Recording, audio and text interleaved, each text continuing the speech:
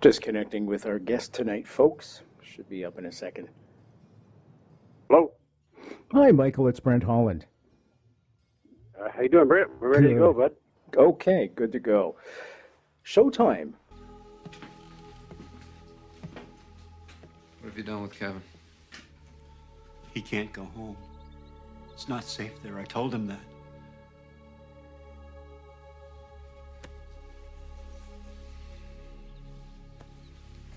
Is this Kevin Kreider's blood? Yes. Did you hurt him? No. I'm not the one that wants to hurt him. If it's not you, then who is it? I was only asked to protect the boy. By who? Who asked you to protect him? God.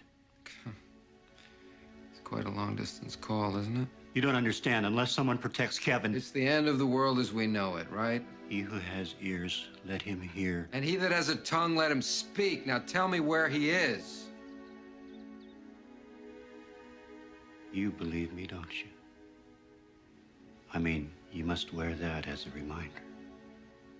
Welcome to the show, everybody. I'm pumped tonight. Really excited about our guest. Michael Berryman is with us. Yeah, isn't that great? So, folks, there I was as a young teenager, long time ago. Okay, not that long, but some time ago, in the back seat of a van, glued to something called a drive-in movie screen. Now, I was too scared to look. I was too terrified to look away for fear of missing anything. Now, the movie playing, of course, was the horror classic Wes Craven's The Hills Have Eyes.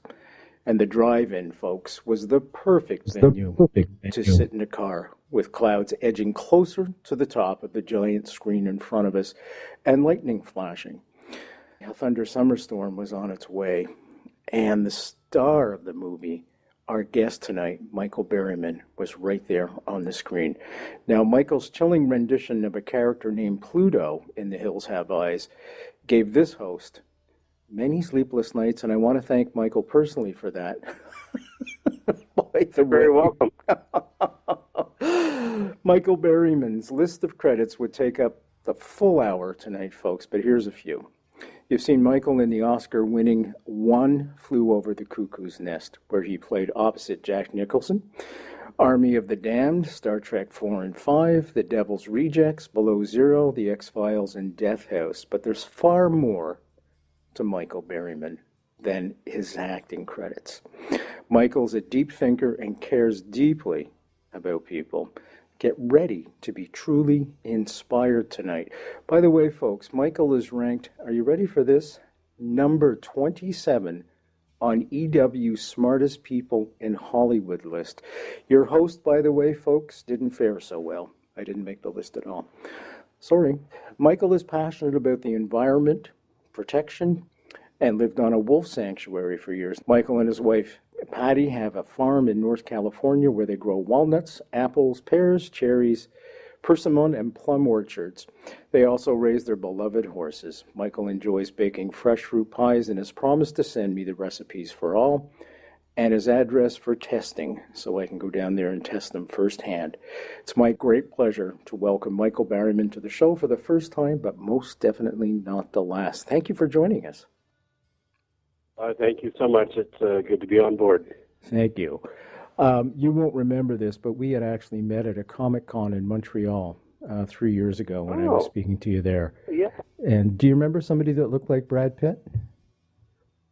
That wasn't me. That was a great convention. Thank you. I'm glad you had a good time in my hometown. Okay, I was wondering if we can get this out of the way right away and talk about your condition, which is hypohidrotic ectodermal dysplasia. Yeah. Could we talk a little bit about that? And I'm just going to tell the folks, hypohidrotic ectodermal dysplasia is one of about 150 types of ectodermal dysplasia in human beings. Now, this happens usually before birth. These disorders result in the abnormal development of structures including the skin, hair, nails, teeth, and sweat glands. Now, affected individuals tend to have sparse hair, abnormal or missing teeth, and no sweat glands. And oddly, largely affects boys.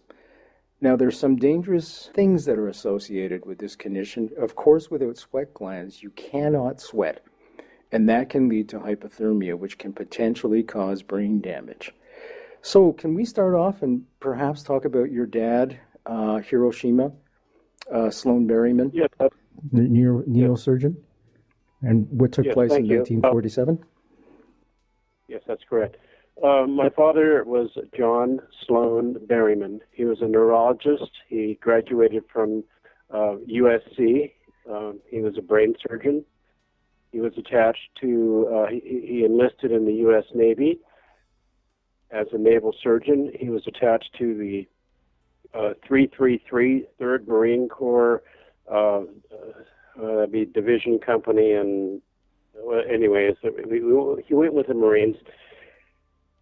He was stationed in Okinawa, and then he went up to Japan after they dropped the atom bomb and the hydrogen bomb. He was on a secret mission. I have some letters that he had sent to my mother. He wasn't supposed to, describing the conditions at Ground Zero at Nagasaki and Hiroshima, and he sent some photographs. In the photographs, you can see vaporized human images along the walls of the cities. He came home from the war, and he was, when he came home, in one of the letters, he states to my mother, he says, I can't wait to, I have an older sister, 2 years older. He said, can't wait to, get back home safely and, have another child. Well, I was the next child. Ironically, splitting the atom was, I think, something we never should have done, number one. Number two, I think most people would agree that the science fiction is forward thinking and that the most brilliant minds write science fiction. And they are mostly cautionary tales with lots of humanity as the base of the structure of the stories.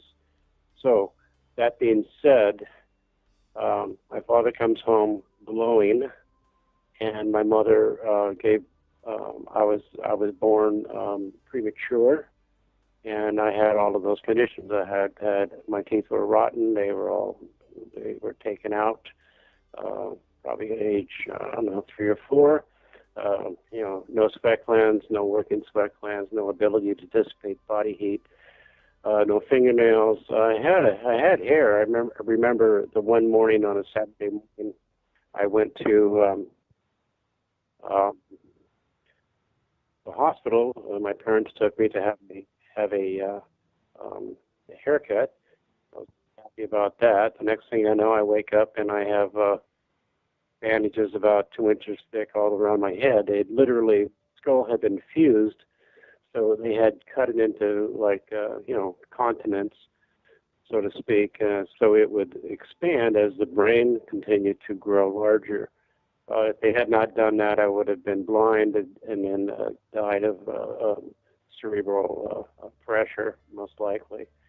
Growing up as a child, the ends of some of my fingers and toes were open wounds. The summer and the heat, warm time of the year has always been problematic. It never gets better with anyone with this condition. And there's some other issues, like I had to have dentures when I was about 4 years old. And you move onward in life, but yeah. Can we stay there when you were a young child? Because I'm sure there's a lot of students listening right now that may be faced with a similar type of affliction in terms of perhaps going through some type of surgery or some kind of trauma. How did you stay focused? How did you stay sane when you were going through all that as a child? Where did you go in your head? As a very young child, I remember vividly sitting in a barber chair. There's tile on the walls. I remember watching my hair fall into my lap, and I probably cried. I wasn't too happy about it. And then I remember in recovery, they secure your head so you can't move around, because they basically cut the top of my skull into various portions, and then wrapped it all up, hoping that it would create new bone growth at the where the incisions were in the skull, so the brain would continue to grow. It was a children's hospital. It did work. My father was a brain surgeon at the time, and he observed the procedure. I remember one day showing him my report card, and he was signing it, and he said to me, "You can get better grades. You have a wonderful brain. I have seen it." So that was like, what? So I always tried to do better. When I came out of, when I came back to consciousness, I was in a bed, like I said, and I couldn't see. I was basically blind for quite a while, and then I slowly had a little bit of vision, and the circular edges of my vision was like a corona. It was kind of like glowing gold, and it got larger each day. The first image I remember was my parents gave me a little box of cowboys and Indians and horses, and each of the humans would have implements in their hands, like spears, guns, etc. And I couldn't see the whole image of the package. I had to like pan it across my field of vision. And what I recollect back then as a child, probably 5 years old, maybe 6, not sure. I saw these magnificent animals, the horses, incredible, and these people, and I'm going, wow, the cowboys and the Native Americans can ride horses. That's a wonderful skill. Wow, they have shared interests. Wow, they have shared skills and abilities. Wow, why are they killing each other? I was 6 years old.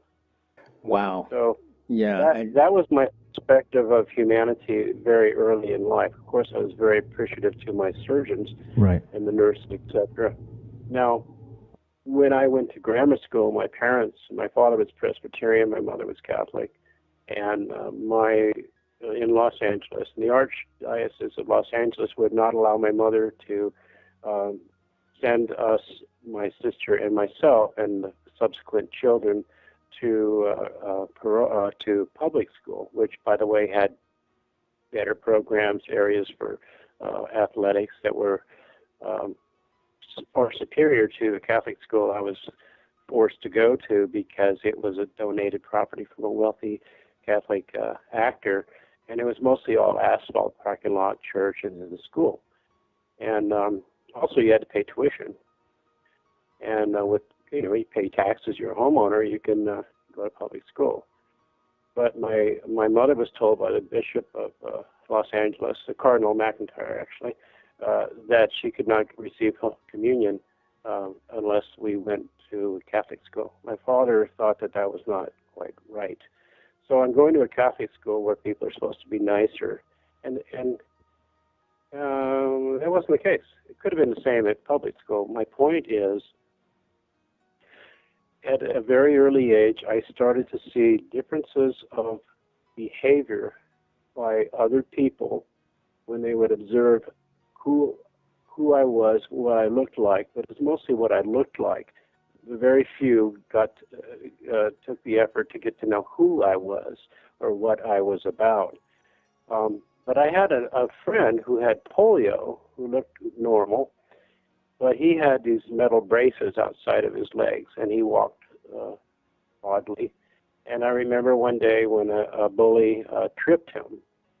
I helped him get back up on his feet, and I remember the next thing I remember was being in the principal's office, and I was probably 8 or, I don't know, maybe 9 years old, maybe 10, saying, why did you beat up this bully? Well, they didn't call him a bully, and I said, well, look, this guy's walking, he's having difficulty walking, this guy, attacked him, and he was ready to, to cause more harm, and, grown-ups weren't taking care of business, so I took care of business.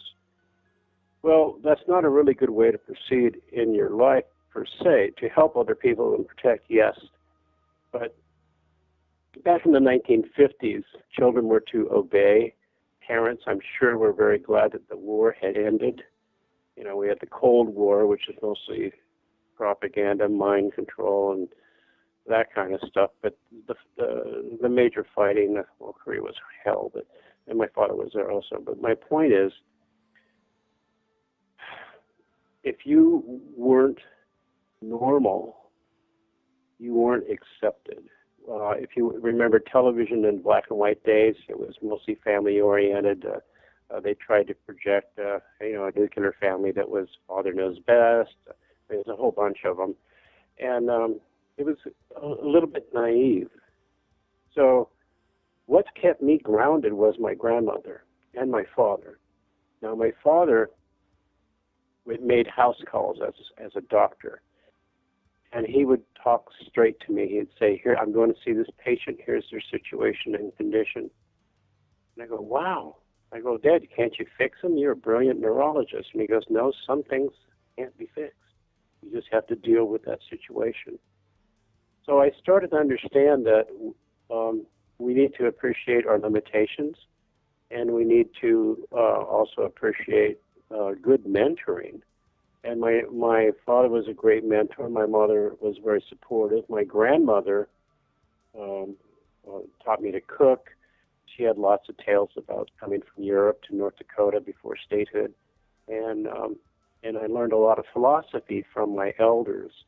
We spoke earlier before you called on a few minutes ago about children, mentoring, and the loss of what I would say is the tribal community. Hillary said it takes a village. I'm not quoting her per se, but there's some things that ring true to that. So as society moves forward, the individual becomes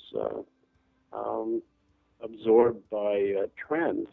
Well, I've always been an individual by circumstance. So what I would say to my friends who I have not met, who may be listening to this, or parents that have children with differences, is that communication on a heart-to-heart level. By that, what I mean is be honest. Don't sugarcoat. Don't Pollyanna it.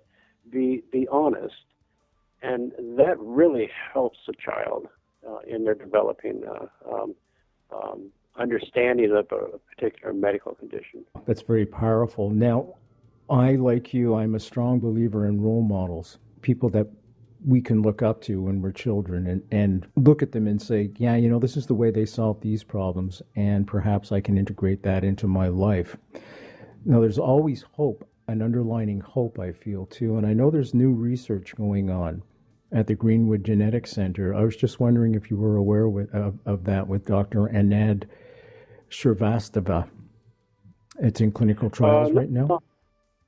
I'm not. When we finish, you could give me. We can talk one-on-one, and I'll give you my email address. You can send me a link to that. Sure, I'd be happy to. I've met a lot of wonderful doctors, and I've actually worked with people like. I met Paul Newman when I was doing The Crow, and he introduced me to the Bogey Creek and the Hole in the Wall Gang, which is out of St. Petersburg, Florida. They have a camp there that invites parents with children with facial cranial anomalies, and they were conjoined with the Florida Cranial Facial Society. And what they have there at this camp, they have you park your car, and you get on a train with rubber wheels, and they announce every family that gets on the train, and they take the entire family and the children. They take them to a beautiful little cabin that is that for each family. And then they have tons of stuff for the parents to do, to learn, and have paperwork. Just a moment. Oh, you just turn it off. I'll just turn it off. Yeah. I'm cooking. We're on our way. There's 36 million Canadians on a bus right now. You're cooking? We're on our way. It's as simple as that. Right on. Mango and caramelized onion, pineapple infused chicken. Oh, buddy. So what they have there is surgeons. that are the best in the entire United States. And everything is free. They even have people house sit people's homes, take care of their animals and critters, etc. So the entire family can be there to support the child in their learning process. It takes about 3 or 4 days. Called the Bogey Creek Gang.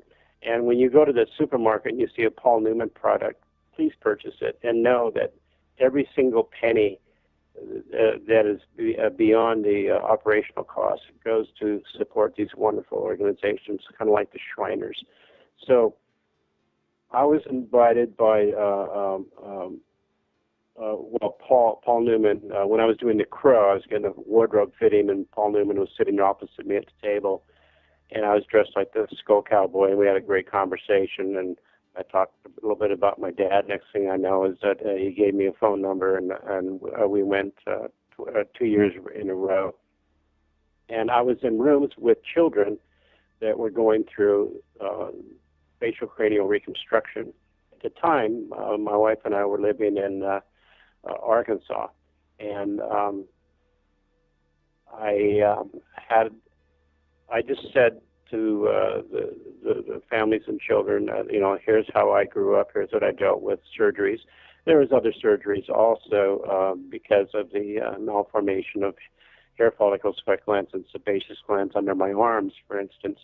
I've had major surgery twice on each arm, where they just basically removed everything that it could possibly find because they were malformed due to the premature birth caused by genetic chromosomal damage from exposure to the atomic and hydrogen bomb that my father was blessed with. And by the way, after I was born, my mother had 5 miscarriages. So if anybody says that nuclear energy, atomic energy is a good thing, I choose to disagree. It was never important, but that's another conversation. So we're at the conference, and we're having various groups and discussions and meetings. And then about the day before, on the Sunday, getting ready to leave, one of the doctors comes up to me and he says, there's a young lady who's 16. She's going to graduate this fall from high school, and she's had the following procedures to reconstruct her face, make everything better, and she still needs more procedures. But she's refusing, and the parents can't afford it. The insurance won't pay for it. That's a whole other conversation. Everything should be covered, Anyway, I said, well, how can I be of assistance? He said, well, if you could talk to her, let her know that it will be at no cost to her parents, and the best surgeons are right here. They've already checked her medical records and talked to her doctors, and they're ready to finish this last procedure that she needs. I go, sure. So I sat down with this young lady, and I had a conversation. And I said, hey, look, I said, I had my skull reconstructed. I've had this and that done or whatever. But the edges of my eyes needed to be tightened up just a little bit because that would get dry eye. And my nose, I had trouble breathing. I had sleep apnea. My wife would say, roll over on your side because you're snoring really badly. And so I needed to have my septum and my nose, cleaned up and fixed. That was a birth defect. And then the other one was they wanted to go inside my cheek and make a tunnel and then take a little bag of a powder called hydroxyapatite, and they infuse some of your own blood, and then they sew it to your cheekbone to support the lower portion of your eye, and that turns into bone. Well, I'm asking this young lady, I says, well, have you had any of these procedures done that they want to do to me? And I said, I'm tired of being cut on and worked on and have abscesses opened and sliced and diced. And I said, what should I do? And she says, she holds my hand, pats it, and she says, well, when you get out of surgery, your face will be puffed up like a basketball, but it'll get better after that. I said, well, I'm kind of afraid. And I just baited her, and I said, well, I'm afraid. I don't know what I should do. And she says, you'll be okay. I said, well, could we come to a compromise? And she says, what do you mean? I said, well, I'm familiar with your history and what your parents are set up to do for you, and I understand that you don't want to have another procedure. And she goes, not really. And I said, well, what do you know what the procedures are? And she knew explicitly what they were. And then I had her explain to me how the doctors and the professionals felt that it would help her. And she explained to me her understanding of that procedure that was pending. And I said, I says, you're beautiful, beautiful young lady. I said, and I can see, and you be honest with them. And I said, well, I can see how that would accent your cheekbone, and it would, fix that little crease in your palate and your lip there. And I said, that's all really cool. I said, I'll tell you what, you've given me the inspiration to get my procedure done. And at the time, I was probably 43 years old. And I said, let's do a handshake deal. I'll send you a picture of my face after surgery when it's all puffy and ridiculous. If you will send me a picture after your procedure, and I don't want a picture of after your procedure, but I want a picture of you in your prom dress at the prom after you've had your procedure. Do we have a deal? And she said yes. And months and months went by. I had my work done, and I'll tell you what, she was exactly right. There was times I would get up and I'd go with my wife and kids to go out somewhere, and I go, okay, and then I go, oh, no, I have to lay down and rest my face, because it is a big deal. Well, the procedures went well for me. It took a while to recover, and they went very well for the young lady. Matter of fact, it was a beautiful enhancement to her persona. What a beautiful, sure inspiring story. Wow. Well, and there it was one day, a letter in the mail with a picture of her and her date in her prom dress at the high school prom. I didn't go to my high school prom. I didn't date. And it was, that's a whole other story. That happened in college. But my point is, the humanity of situations is what most people oftentimes never consider. Often, what people perceive as their own weaknesses are actually their strengths. I've seen this time and time again. I believe that yes, it can be. I'm more akin to saying that it's like your metal and what we feel is our shortcomings, because we are our own worst critic. And some of them were not by our own design. They're just like our lot in life. Something happened. And if we can't just make it different by, clicking our heels together 3 times or whatever, then you know what? Then it's our bag of flesh. It's our situation. We as individuals have to accept who and what we are. Escapism comes in many forms, but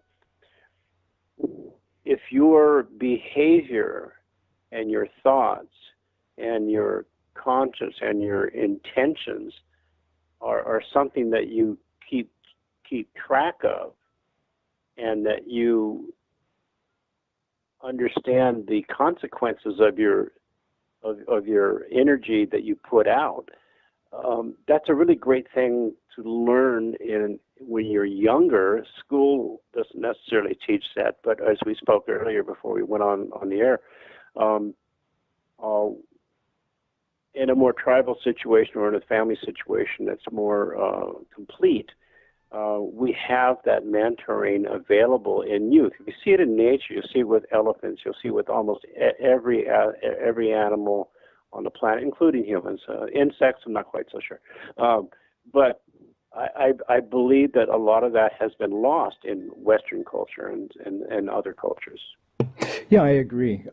I think it's up to the community to help out and raise families. I think in the West we've lost that. What's the word I'm looking for? Tribalism is a pretty good word, I guess you could say, where we leave it up to the individual to struggle through with their own, and we don't really have that human capacity anymore to reach out and help people in a lot of cases. And we should. You touched on Medicare, for example. In Canada, we struggled for a long time to bring Medicare to the people for free. It's not free. We pay taxes for it, but that everybody would be covered. It's a human right. And this is something I think that will probably happen in the United States Eventually. The JFK Assassination, the definitive book by Brent, Holland. From inside the Oval Office to Daily Plaza, first-person witness accounts. Order yours right now. www.nightfrightshow.com. You believe me, don't you? I mean, you must wear that as a reminder. Mr. Jarvis, my religious convictions are hardly the issue here. But they are. How can you help Kevin if you don't believe? Even the killer, he believes. The town folk wonder why I sleep in on Sunday. Mass on Christmas, fish on Friday. You think that makes you a good Christian? Just because you don't understand sacrifice. Because you're unwilling. Don't think for a moment that you set the rules for me. I don't question his word. Whatever he asks of me, I'll do. Sit down, Mr. Jarvis. I just want to go to heaven. Hey! Don't!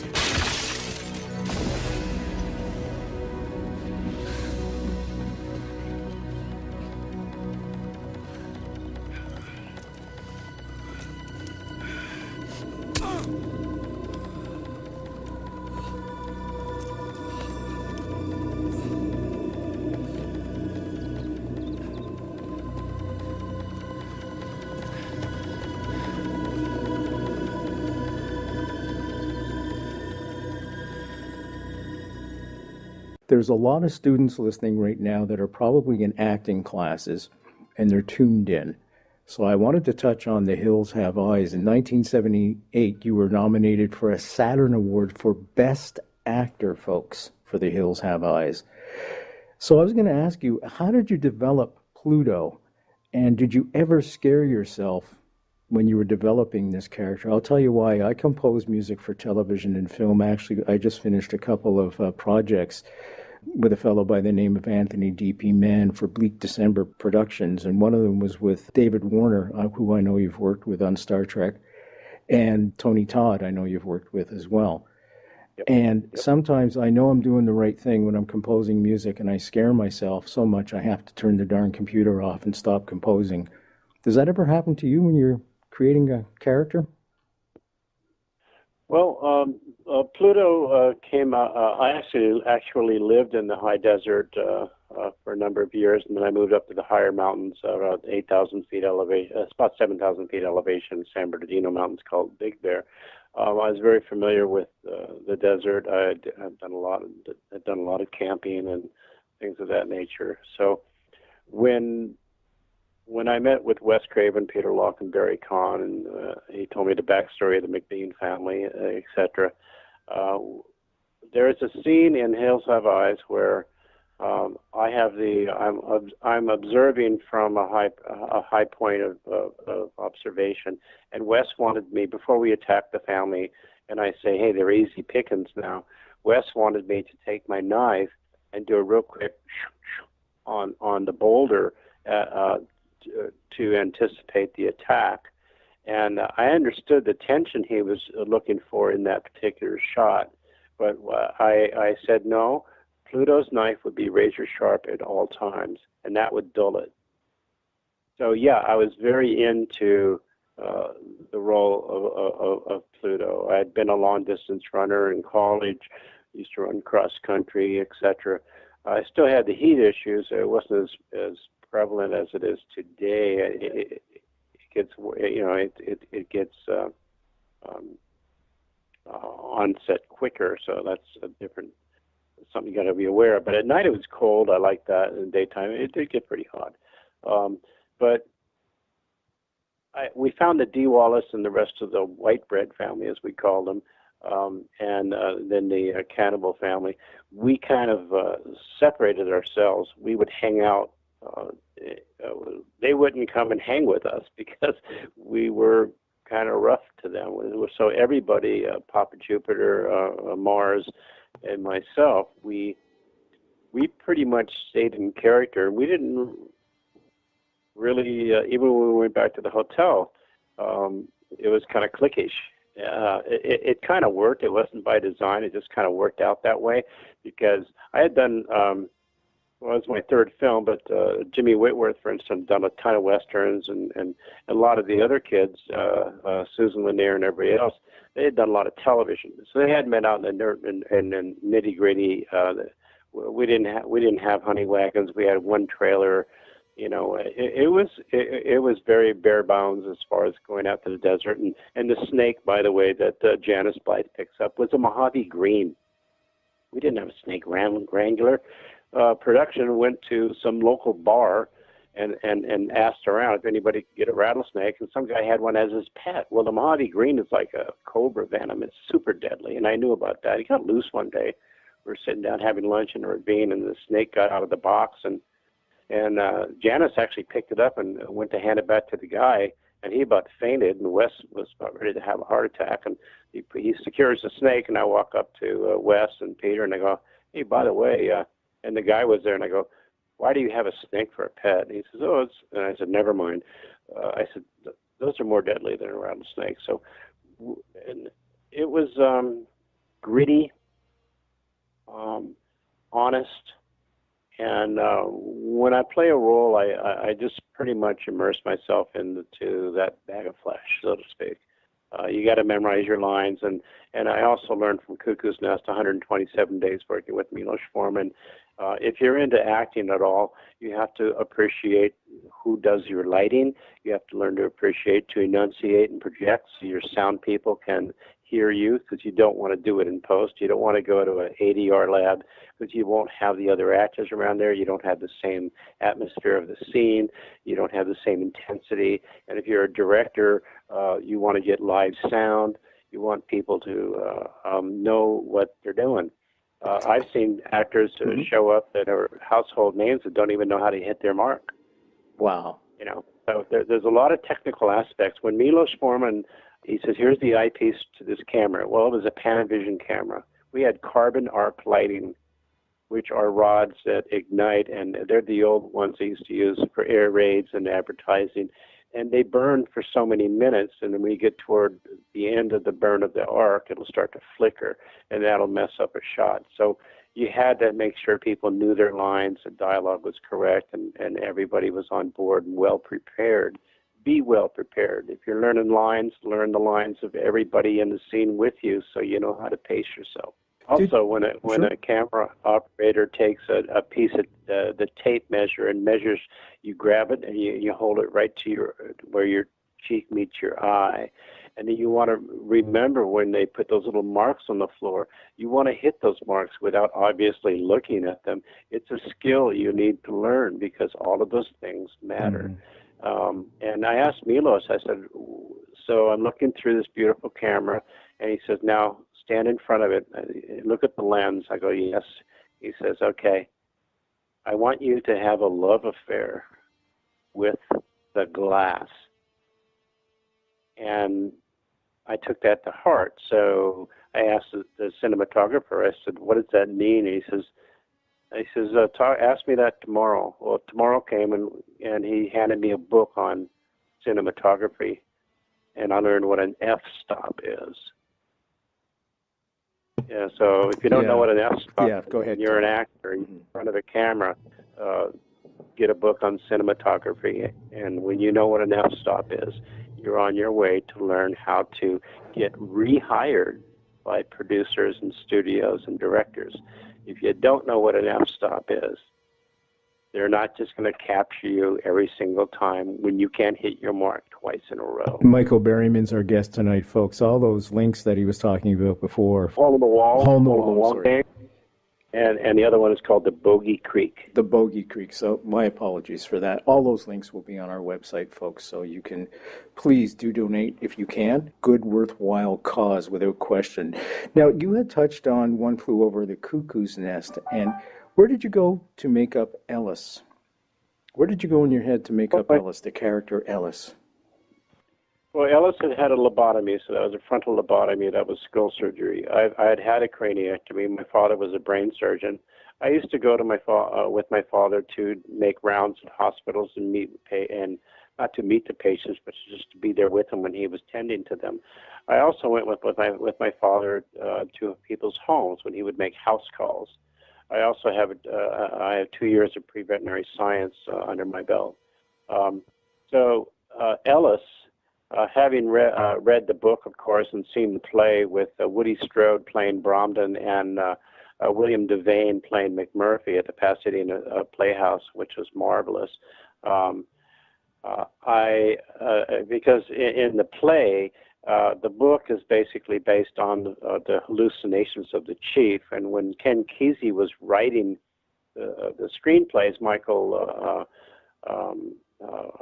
Douglas had told me, we had lunch one day, and he said that Kesey had been sending him a screenplay for years, and every rewrite they were like 300 pages. I mean, they weren't screenplays. Eventually, there was Kesey wasn't happy with McMurphy being the main central focus, and it was always to Chief Bromden and his allegorical hallucinations.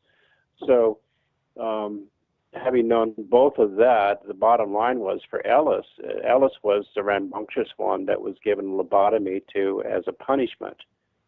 So my only tight close-up was at the end when Ellis, the vegetable, the McMurphy that had been lobotomized. I was in with Fred Phillips, a very famous, whose father started the Makeup Artists Union. Fred Phillips, by the way, designed Spock's ears from Star Trek. Fred Phillips is a master. He was my mentor. I had about an hour every morning, 6 days a week, with Fred Phillips, and he would tell me stories of Hollywood. He was a wonderful man, philosophical and brilliant.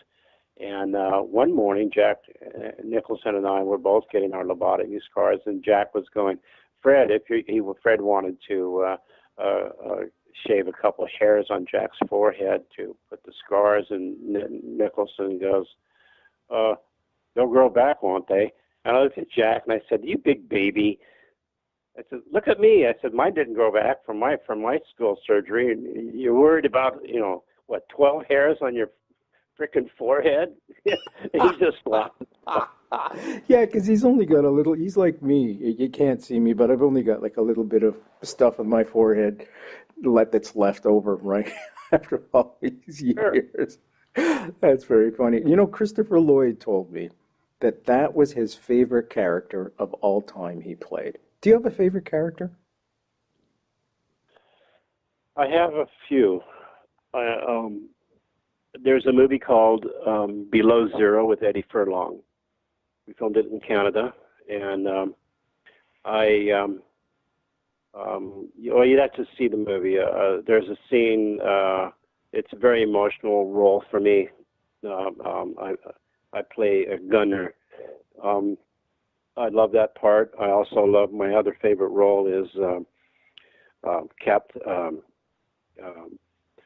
in the X-Files Season 3 Revelations, Owen Jarvis. I get to play a guardian angel. I love that, by the way. Love that. Thank you. That was one of my all-time favorites. Also, the principal in the comedic video with Motley Crue smoking in the boys' room. Tremendously fun. The weird science character, the mutant biker.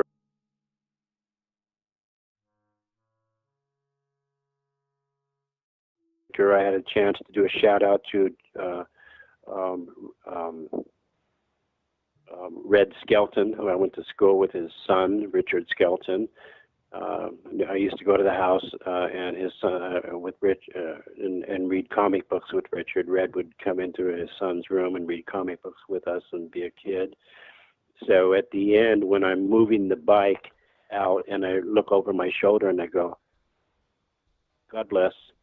I did that knowing, having studied how camera works and editing, that if you're moving to carry the vision out the door, it would be difficult to do a cut and then cut back to cut out my line. So I did it on purpose, knowing that it would probably stay in, and it did. Well, you see, God bless was something that Red Skelton would say at the end of his show, which was live television. He would say, I want to thank our sponsors and thank for helping present this, our evening entertainment to your family tonight.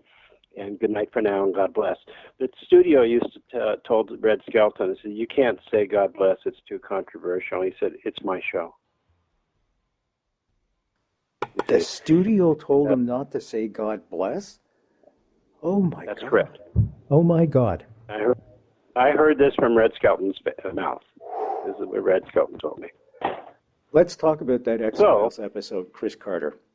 Owen Jarvis, Yes, sir. guardian angel to young man named Kevin. He confronts Scully about her faith. Your character confronts Scully.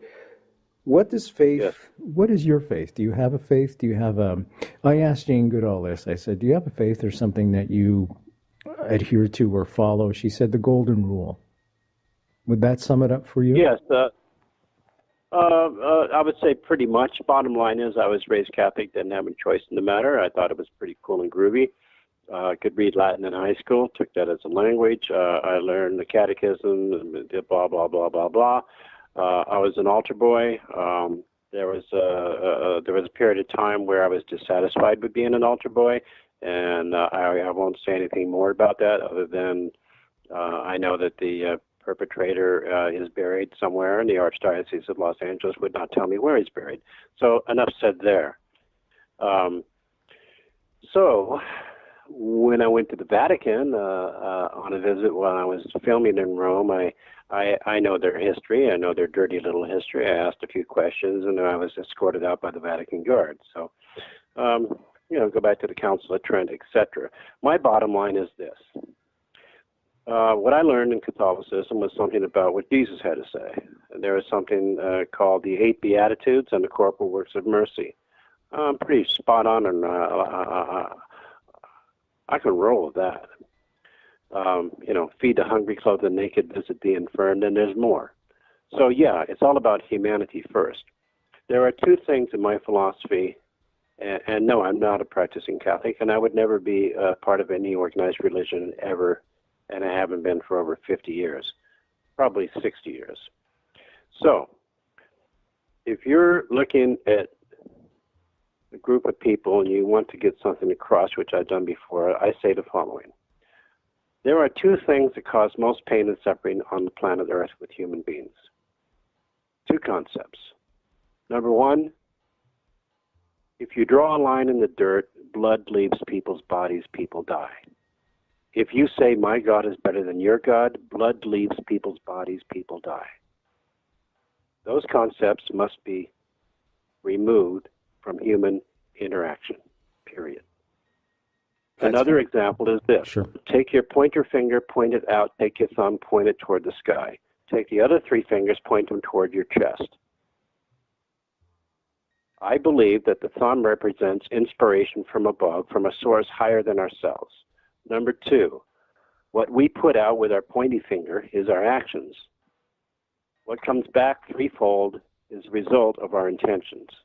I've got to ask you this. If there's a young listener out there right now in a situation that you found yourself in, that you just mentioned, what would you say to them? If you're being bullied, being teased, or maybe your home life situation isn't as best as it could be, understand the following. You can be emancipated, number one. Number two, eventually you'll be 18. You can leave on your own accord. Number three, you have the right to always, call 911 or whatever to be safe. But if it's not to that level of tension, and it's just dissatisfying, see you're being bullied or people being mean, find out that you will know innately those things that are special to you. If you can turn your hobby into your career, things that you love to do, and hopefully they're good, they're benevolent things, that's your ticket to freedom. That's your ticket to understanding who you are. And you will eventually find those people in your life. You like it. People are attracted to that which is similar to themselves. adventure is a little bit different, climbing a mountain or going out in the woods or sailing across around the world or something. But my point is, when you're in school, they try to say, you need to find a career. Sometimes you don't know what your career is going to be. But if you learn everything you can about those things that are of interest to you, that becomes a structure, that becomes a matrix to which you learn how to learn. And if somebody says, well, that's not really my cup of tea, I like to do this, that's totally fine. You can share you can share with one another that which is of interest to you. But if you're a kid and you think you're trapped and life's never going to get better, know that it will get better if you learn to look in the mirror and go, you know what? You're a good guy, you're a good gal, and if your situation is not the best, it will get better if you don't get distracted with trying to please other people or to get other people to accept you.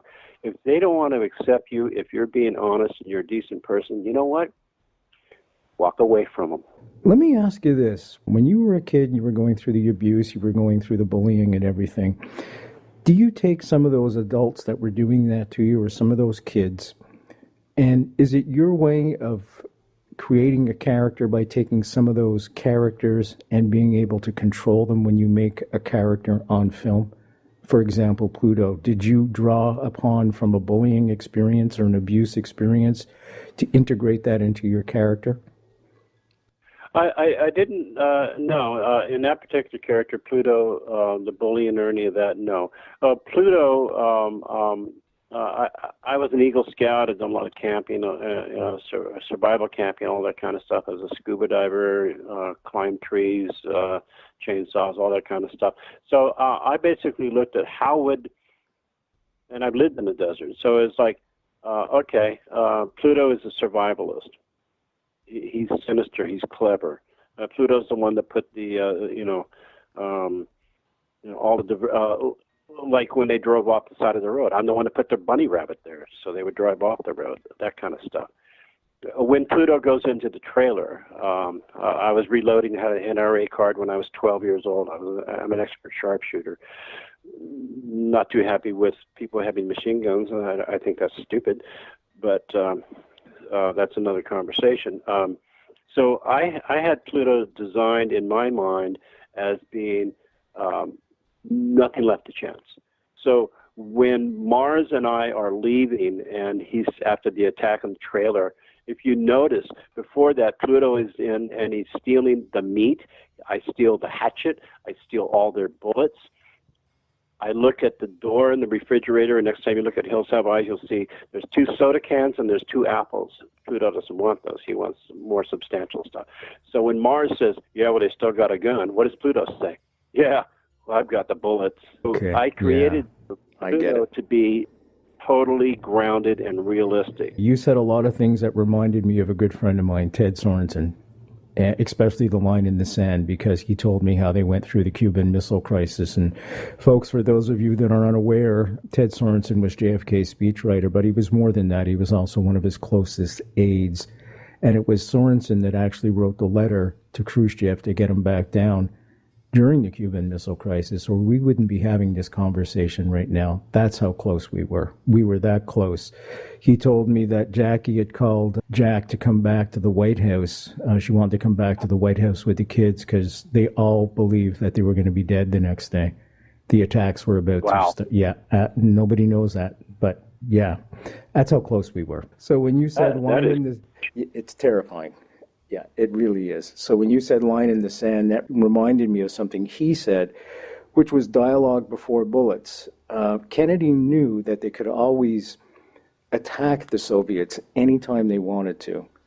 But in order to save mankind, they had to find another way. And I want to read this quote by Michael because it is stunningly parallel and succinct to a very famous quote that JFK said in his speech that Sorensen wrote for him. Here's Michael's quote. "We all live on the same planet. It is our only home. So we used to rotate crops back in the day, and who cares if you're going to make a profit if everybody's too dead or glowing in the dark to be able to purchase anything. That's Michael's quote. Now, listen to this JFK quote from June 10th, 1963, called this peace speech, and you've probably heard this before. Our most basic common link is that we all inhabit this planet. We all breathe the same air, we all cherish our children's future, and we are all mortal. Your comments, wow. Where did you go? Again, how did you come up with this wonderful, beautiful, inspiring quote? This is just who you are. Well, it is who I am. My father used to take me on rounds, like I said, to hospitals and see patients so I could understand, basically, not to play my violin and feel self-pity. We're all given our lot in life. You can be beautiful, you can be beautiful, fantastic, wealthy, a great person, blah, blah, blah, slip on a bar of soap in a shower and crack your head and then have a caregiver 24/7 and lose your ability to be fantastic. Okay, that's our mortality. That's our humanity. So every day is a gift. I learned a long time ago to accept that. And what I put into my mantra is, I used to, pray, get on my knees, do all of that structure. And I finally said, well, you know what? My heart beats. I take a breath. So I kind of gathered all of the essences of me, and I said, hey, look, every time, here's my inspiration, here's my intent, here's what I want to project, here's what I want to say, this is the spark. Every time my heart beats, it's like a mantra, whatever. When my heart beats, it's sending a message that says all what we just discussed. And every breath is a precious gift that allows me to continue on to the next day. It's moment by moment. You can. So yeah, it is definitely all connected. What happens to it's like in Star Trek. I remember having many breakfasts at shows with Major Barrett about Gene's vision, and just like Spock. Even on the Big Bang, they mentioned the one where the needs of the many outweigh the needs of the few. Right. Mm-hmm. So yeah. It's funny how I always get a little smile and twinkle in my eye when I realize science fiction, art is a window into the soul. So and there's a lot of crap out there. Don't get me wrong, but good works, good art, a good story, good film, good book. There's the damn music, Michael. You make a difference. Right. I want to thank you so much for coming on the show. Please do not be a stranger. I would love to have you back on around Christmas time. You're so inspiring, and I know so many people get down around that time. That would be wonderful if you would. Oh, no. I have some very funny stories. Okay, that'd be great. Michael Berryman, folks, just go to our website. All those links that we were mentioning earlier on will be there for you. I'm Brent Holland from The Brent Holland Show. Thank you, Michael, for joining us tonight and inspiring us all. Thank you all for joining us. See you next time.